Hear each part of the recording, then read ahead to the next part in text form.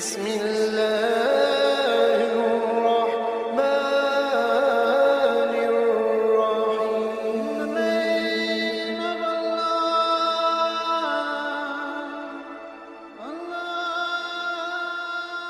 الرحيم. بسم اللہ الرحمن الرحیم. شروع اللہ کے نام سے جو بڑا مہربان اور نہایت رحم والا ہے. دوستو، ہماری آج کی ویڈیو کا موضوع ہے کہ سورہ کہف میں مذکور اصحاب کہف کا کتا اپنے دونوں بازوں کو پھیلائے کیوں بیٹھا رہا. المانیہ جرمن کا ایک فزیشین ڈاکٹر کا بیان ہے کہ میں کسی سفر میں ایک بار ایئرپورٹ پر تھا کہ اچانک ایک نوجوان نے قرآن کا مترجم نسخہ مجھے گفٹ کیا. میں نے اس کا دل رکھنے کے لیے تھینکس کہتے ہوئے لے لیا کہ اس کے سامنے سے اوجھل ہونے کے بعد اس کو پھینک دوں گا. تھوڑی دیر کے بعد وہ میری نظروں سے غائب ہو گیا. میری بھی فلائٹ کا وقت تھا اور میں جہاز میں بیٹھ گیا. سفر طویل تھا. اکتاہٹ کی وجہ سے ادھر ادھر پلٹی لی تو جیب میں کچھ وزن سا محسوس ہوا. نکالا تو وہی قرآن کا نسخہ تھا جسے میں بھول گیا تھا. خیر، دل میں خیال آیا دیکھوں تو صحیح کیا ہے اس میں. میں نے کھولا تو میرے سامنے سورہ کہف کھلی اور میں دھیرے دھیرے ورق گردانی کرنے لگا. اچانک میں دو ایسی آیتوں سے گزرا جنہوں نے مجھے ٹھہرنے اور غور کرنے پر مجبور کر دیا.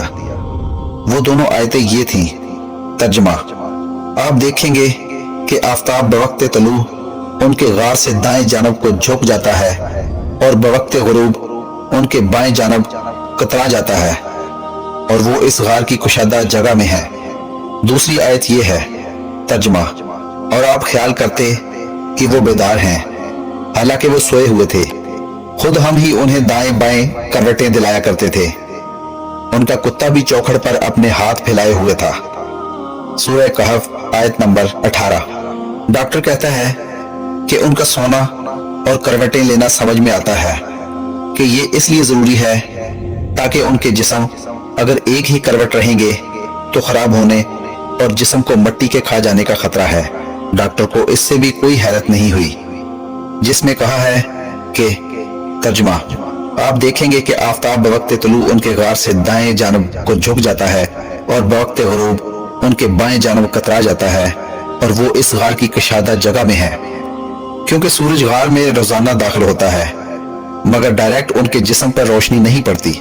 ڈاکٹر کا کہنا ہے کہ علم طب میں بھی یہی ہے تاکہ جسم پر بستر کے نشانات نہ پڑیں. ضروری ہے کہ کمرہ کشادہ ہوادار ہو، سورج کی روشنی اس میں آتی جاتی رہے لیکن سیدھی جسم پر نہ پڑے. پھر ڈاکٹر دوسری آیت کے بارے میں غور و فکر کے بعد کہتا ہے کہ کروٹ لینا بھی ضروری اس لیے ہے کہ ایک ہی کروٹ پڑے رہنے سے جسم پر زخم نہ پڑ جائیں اور پھر اس میں بدبو پھیل جائے اور زمین اپنی خوراک بنا لے. ڈاکٹر کہتا ہے اب تک مجھے جس چیز نے سب سے زیادہ حیرت زدہ کیا وہ ان سب کا کتا ہے جس کے بارے میں آیا ہے کہ اس نے کروٹ نہیں لی بلکہ ویسے ہی اپنے دونوں بازو پھیلائے ایک ہی حالت میں تقریباً 309 برس بیٹھا رہا اور اس کے جسم کو کچھ نہیں ہوا، نہ زخم لگے نہ ہی اس میں بدبو پیدا ہوئی. اس آیت کریمہ نے اسے تحقیق کرنے پر مجبور کر دیا اور وہ اس پر ریسرچ کرنے لگا. اس کی حیرت کی اس وقت انتہا نہ رہی جب تحقیق سے اس نے یہ پایا کہ کتے کے جسم میں چمڑے کے نیچے ایک غدود ہوتا ہے جو ایسے قسم کا کوئی مادہ نکالتا ہے جس سے کتا اگر زندہ ہے تو اس کا چمڑا خراب نہیں ہوتا بھلے وہ کتنے برس تک کیوں نہ بیٹھا رہے. اسی وجہ سے ان سب کا کتا ان سب کی طرح کروٹ نہیں لے رہا تھا.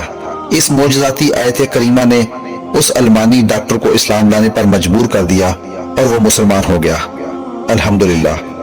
دوستو، ہمیں اس المانی ڈاکٹر کے اسلام قبول کرنے نے حیران کر دیا کہ ہم میں سے کتنے لوگ ہیں جو قرآن پاک کو اس طرح پڑھتے ہیں جس طرح اس ڈاکٹر نے پڑھا، سمجھا، تحقیق و تدبر کیا، غور و فکر کیا اور ایک بہترین نتیجہ پر پہنچا. ہم نے سورہ کہف سینکڑوں بار پڑھی ہوگی بلکہ ہر جمعہ کو پڑھتے ہیں، لیکن کیا ہم نے کبھی اس طرح غور کیا کہ ان سب کے کروٹ لینے کا سبب کیا تھا اور کتا ایک حال میں بیٹھا رہا؟ اس نے کروٹ نہیں لی تو کیوں؟ اس کا سبب کیا تھا؟ اسی لیے اللہ تعالیٰ نے ہمیں تدبر و غور و فکر کرنے کا حکم دیا ہے. اللہ تعالیٰ ہمیں قرآن پاک سمجھ کر پڑھنے کی توفیق عطا فرمائے. آمین. دوستو آج کی ویڈیو اچھی لگی ہو تو چینل کو سبسکرائب ضرور کیجیے گا، ویڈیو دوستوں کے ساتھ بھی شیئر کریں۔ اللہ تعالیٰ آپ کا حامی و ناصر ہو۔